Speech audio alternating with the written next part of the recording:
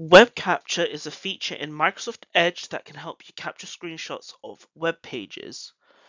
With web capture, you can take screenshots of moving content like videos, GIFs, carousels more easily and precisely.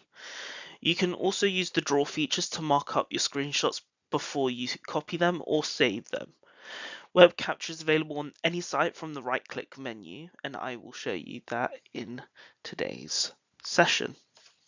So as you can see, I'm on the BBC News website, and to activate web capture, you can either do Ctrl-Shift-S on your keyboard, and then either just draw what you want to get a screenshot of, or you can click one of the other buttons, which we'll go back to in a moment.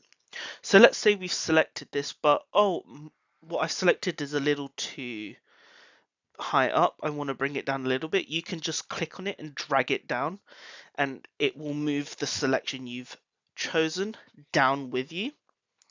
As you can see, there's this little action menu: copy, markup capture, or do a visual search. So if you click copy, you can then paste this into any document, presentation, or even a message on one of the popular messaging platforms, be it Teams, WhatsApp, or Telegram. Or what you can do is, if we select that again, you can either click capture area, and you can capture the area that you wish, and you can click markup capture. Now you can then take and annotate, so you have draw automatically selected. You can choose a color of choice if red isn't your preference, and then you can underline items, you can cross things out, whatever you need to do to mark up the capture. And then once you're happy, you can either share it, click copy, or click save, which will save it straight to your downloads folder. Once you're happy and you no longer need this, you can then click X and it will pop out back to your web page.